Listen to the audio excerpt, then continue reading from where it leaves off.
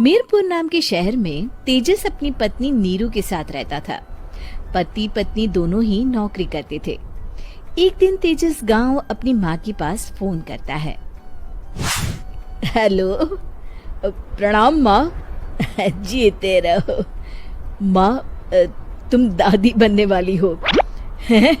अरे वाह, ठीक है बेटा, मैं कल ही आती हूँ। जब माँ जी शहर पहुंची तो बेटे बहू ने बहुत अच्छे से स्वागत किया।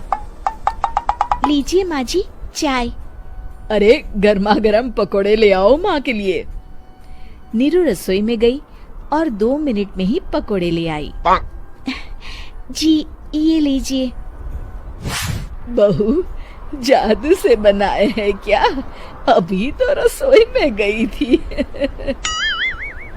यम्मी। माँ जी, शीला रसोई में पकोड़े तल रही है, मैं बस लेकर आई।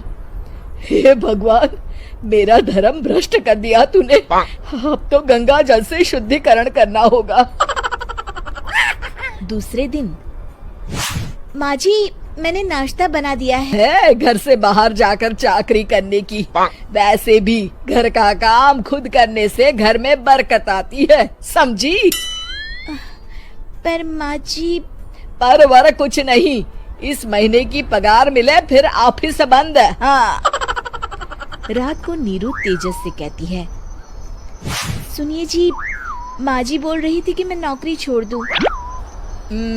वैसे ठीक ही तो है, अभी तुम्हें आराम की जरूरत है। फिर भी आराम कहाँ, शीला को छुड़ाने के लिए बोल रही थी। तो अब 24 घंटे में इतना काम तो कर ही सकती हो। पर जॉब पसंद है मुझे, घर पर मन नहीं लगेगा। अगले दिन जब दोनों ऑफिस के लिए निकल रहे थे, मेरी तो कोई कीमत ही नहीं है इस घर में। माँ जी, आजकल महंगाई बहुत है, रहन सहन भी बदल गया है। दोनों नौकरी करते हैं तभी ठीक रहता है। अच्छा, तू कहना क्या चाहती है? मेरा बेटा तुझे बिठा के खिला नहीं सकता? तू ही इस घर का खर्च चला रही है, हैं? नहीं माँ जी, मेरा वो मतलब नहीं था। मतलब खूब समझती हूँ, ये बाल धूप में सफेद नहीं किए मैंने। हाँ। अब तो ये रोज का काम हो गया था। तेजस भी रोज की झिकझिक से परेशान हो गया था। एक दिन उसने कहा, नीरू, वैसे भी तुम्हें मैटरनिटी लीव मिलने वाली है, तो अभी से ही छुट्टी ले लो। पर क्या, मेरी सैलरी अच्छी खासी है। आखिर नीरू ने रिजाइन कर दिया। जब बच्चा हुआ तो घर में सब बहुत खुश हुए। कुछ दिनों बाद तेजस फाइल देख रहा था। क्या हुआ तेजस, कुछ परेशान लग रहे हो? हाँ, वो हमारी जितनी सेविंग्स थी वो तो हॉस्पिटल में और छठी के फंक्शन में खत्म हो गई है नीरू। और अभी वैसे मंदी चल रही है तो मैं बोल रही थी कल मुन्ना को हेपेटाइटिस का टीका लगवाना है। नीरू, क्या पोस्टपोन नहीं कर सकते? नहीं जी, बिल्कुल नहीं। अब तेजस को समझ में आ रहा था कि उससे गलती हुई है। पैसों की कमी का असर घर के माहौल पर भी पड़ रहा था।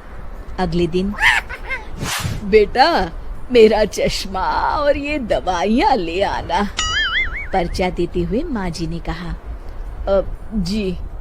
तेजस, मुन्ना के लिए दूध का डिब्बा और डायपर भी ले आना, और ये किराने के सामान की लिस्ट है, इसे भी लाना है। तेजस गुस्से में लिस्ट मरोड़कर फेंकता है और चिल्लाता है, पैसे क्या पेड़ पर उगते हैं?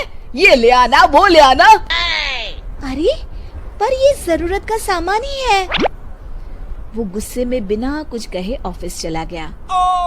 अरे लंच तो ले जाइए।